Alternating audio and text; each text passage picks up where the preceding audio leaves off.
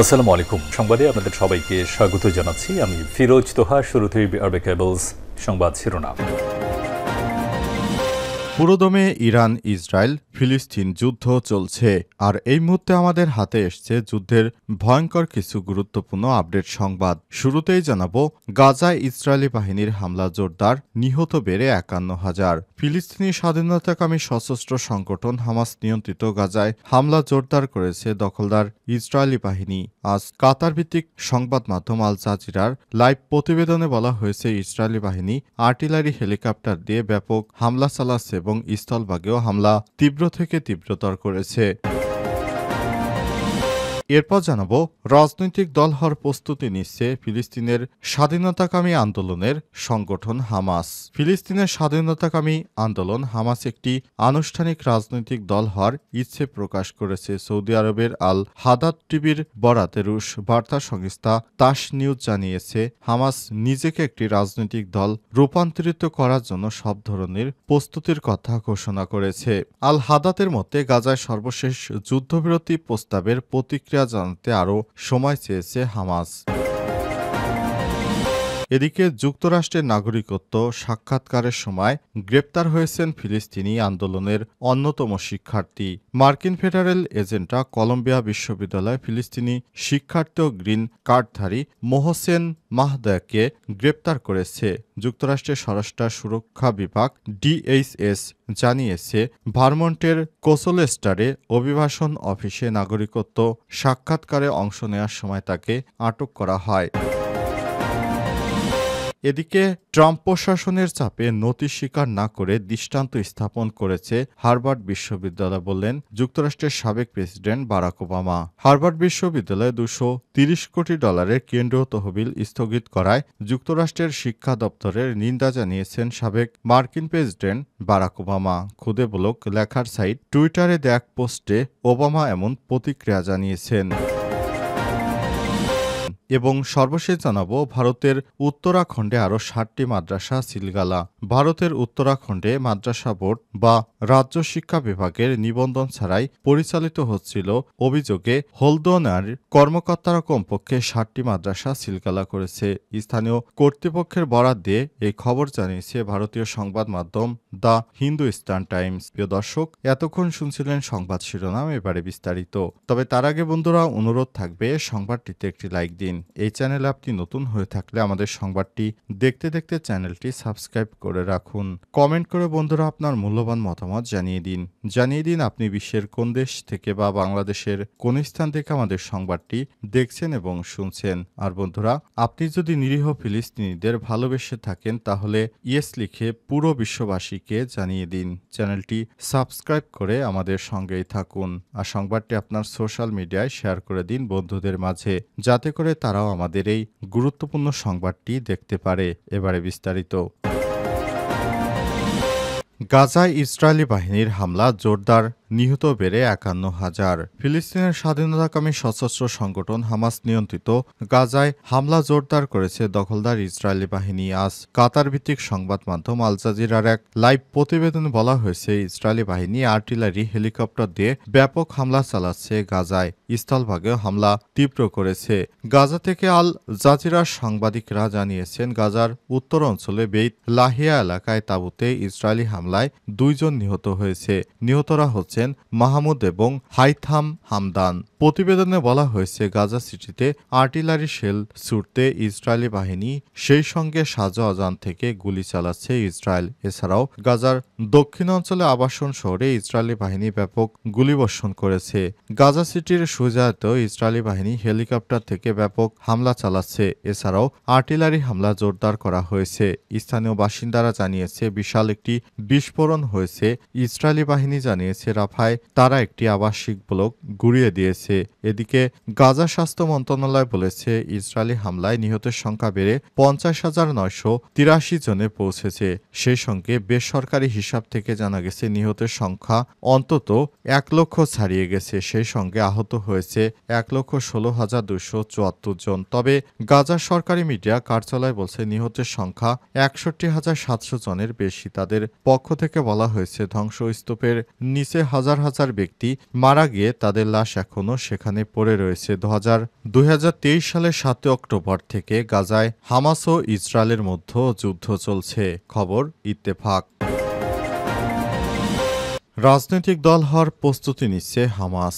Report, ফিলিস্তিনের স্বাধীনতাকামী আন্দোলন হামাস একটি আনুষ্ঠানিক রাজনৈতিক দল হওয়ার ইচ্ছে প্রকাশ করেছে। সৌদি আরবের আল হাদাদ টিভির বরাতে রুশ বার্তা সংস্থা তাস জানিয়েছে, হামাস নিজেকে একটি রাজনৈতিক দলে রূপান্তরিত করার জন্য তারা প্রস্তুতির কথা ঘোষণা করেছে। আল হাদাতের মতে, গাজায় সর্বশেষ যুদ্ধবিরতির প্রস্তাবে প্রতিক্রিয়া জানাতে আরও সময় চেয়েছে হামাস। তবে আন্দোলনের প্রতিনিধি বলেছে, যুদ্ধ সম্পূর্ণ বন্ধে ইসরায়েলের গ্যারান্টি পাওয়া গেলে সম্ভাব্য চুক্তির অধীনে শত্রুতা বন্ধ করতে প্রস্তুত তারা। আল জাজিরা জানিয়েছে, 18 মাস ধরে ইসরায়েলি বোমাবর্ষণে বিধ্বস্ত গাজায় যুদ্ধবিরতিতে মধ্যস্থতাকারী হিসেবে কাজ করা মিশর এবং কাতারের সঙ্গে কায়রোতে আলোচনা চলছে। হামাসের সংগঠনের জ্যেষ্ঠ কর্মকর্তা তাহের আল নুনু বলেছেন, একটি গুরুতর বন্দি বিনিময় চুক্তির যুদ্ধের অবসান, গাজা উপত্যকা থেকে ইসরায়েলি বাহিনী প্রত্যাহার এবং মানবিক সাহায্যে প্রবেশের বিনিময়ে আমরা সমস্ত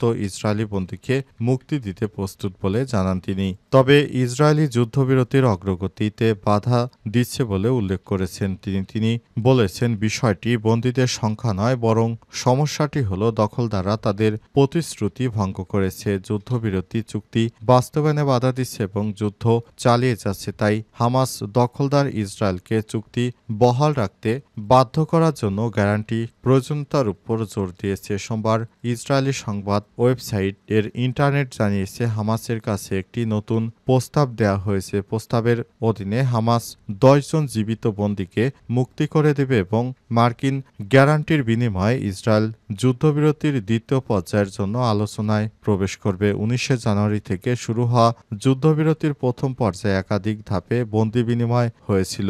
ইসরায়েল বিরোধী রাজনীতিবিদ, প্রাক্তন সেনা কর্মকর্তা এবং বন্দীদের পরিবার নেতানিয়াহুর বিরুদ্ধে নিজস্ব রাজনৈতিক স্বার্থে যুদ্ধ চালানোর অভিযোগ তুলেছেন। যুক্তরাষ্ট্রে নাগরিকত্ব সাক্ষাৎকারের সময় গ্রেপ্তার ফিলিস্তিনি শিক্ষার্থী। মার্কিন ফেডারেল এজেন্টরা কলম্বিয়া বিশ্ববিদ্যালয়ে ফিলিস্তিনি শিক্ষার্থী ও গ্রিন কার্ডধারী মোহসেন মাদওয়াকে গ্রেপ্তার করেছে। যুক্তরাষ্ট্রের স্বরাষ্ট্র সুরক্ষা বিভাগ ডিএইচএস জানিয়েছে, আজ ভারমন্টের কোলচেস্টারে অভিবাসন অফিসে নাগরিকত্ব সাক্ষাৎকারে অংশ নেওয়ার সময় তাকে আটক করা হয়। গত বসন্তে ফিলিস্তিনপন্থী ছাত্র আন্দোলনের অন্যতম সংগঠক ছিলেন মাহদাওয়ি। তাকে আটক করার ঘটনায় এই আন্দোলনের সঙ্গে যুক্ত বিশ্ববিদ্যালয়ের উপর ক্রমবর্ধমান চাপের অংশ হিসেবে বিবেচনা করা হচ্ছে। এর আগে গ্রেপ্তার হওয়া উল্লেখযোগ্য বিদেশি শিক্ষার্থী ছিলেন একই বিশ্ববিদ্যালয়ের মাহমুদ খালিল। মাহদাইর আইনজীবী লুনাদ্রবি বলেছেন, তার ফিলিস্তিনপন্থী স্পষ্ট অবস্থান ও জাতিগত পরিচয়ের কারণে তাকে আটক করা হয়েছে। এটি গাজার মানবাধিকার লঙ্ঘনের বিরুদ্ধে কণ্ঠস্বর দমনের অপচেষ্টা, যা অসাংবিধানিক। ইসরায়েলপন্থী সংগঠন বেতার ইউএস সোশ্যাল মিডিয়া জানায়, ভিসাধারী মোহসেন মাহদাই আমাদের বহিষ্কারের তালিকায় রয়েছে। ডিওএইচএস বা কলম্বিয়া বিশ্ববিদ্যালয় এখনও এ বিষয়ে আনুষ্ঠানিক কোনো মন্তব্য করেনি। তবে বিচারক জানিয়েছেন, আপাতত মাহদাই যুক্তরাষ্ট্র থেকে বহিষ্কার করা যাবে না। মার্কিন সরকার মাহদাইর বিরুদ্ধে অভিবাসন আইনের একটি ধারা প্রয়োগ করেছে, যেখানে বলা হয়েছে কোনো বিদেশি কার্যকলাপ যুক্তরাষ্ট্রের উপর নেতিবাচক প্রভাব ফেললে তাকে বহিষ্কার করা যেতে পারে। মানবাধিকার কর্মীরা এই পদক্ষেপকে ফিলিস্তিনপন্থী কণ্ঠস্বর দমনের চেষ্টা হিসেবে দেখছেন। ট্রাম্প প্রশাসনের চাপে নথি স্বীকার না করে দৃষ্টান্ত স্থাপন করেছে হার্ভার্ড বিশ্ববিদ্যালয়, বললেন মার্কিন সাবেক প্রেসিডেন্ট বারাক ওবামা। হার্ভার্ড বিশ্ববিদ্যালয় $230 কোটি কেন্দ্রীয় তহবিল বাতিল করেছে ট্রাম্প প্রশাসন। সেখানে বলা হয়েছে, হার্ভার্ড বিশ্ববিদ্যালয়ের শিক্ষার্থীরা ইসরায়েলের বিপক্ষে অবস্থান করেছে এবং তারা বিভিন্ন আন্দোলন সংগ্রামের মাধ্যমে যুক্তরাষ্ট্রকে অস্থিতিশীল করতে চায়। কারণে হার্ভার্ড বিশ্ববিদ্যালয় যুক্তরাষ্ট্রের কেন্দ্রীয় সরকার অর্থাৎ ফেডারেল সরকার সেই দেশে $230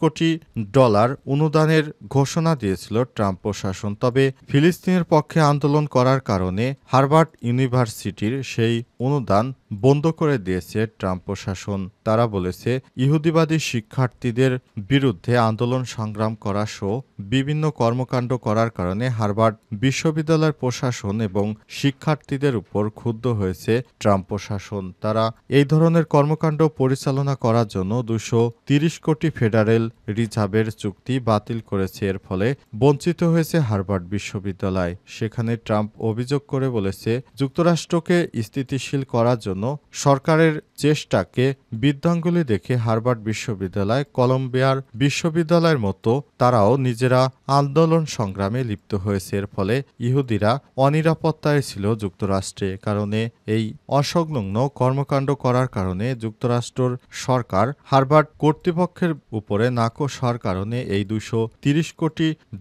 তহবিল বাতিল করেছে। আর এই ঘটনা ঘটার পরই হার্ভার্ড বিশ্ববিদ্যালয় কর্তৃপক্ষ ট্রাম্পের প্রশাসনের বিরুদ্ধে মামলা দায়ের করেছে। আর বিষয়টি নিয়ে যুক্তরাষ্ট্রের সাবেক প্রেসিডেন্ট বারাক ওবামা হার্ভার্ড বিশ্ববিদ্যালয়কে ধন্যবাদ জানিয়েছে, কারণ তারা কোনো সরকারের চাপের উপরে পড়ে তারা তাদের নিজস্ব মানবাধিকার থেকে সরে আসেনি। বিষয়টি আজ সোশ্যাল মিডিয়া সহ বিভিন্ন মাধ্যমে ঘুরে বেড়াচ্ছে।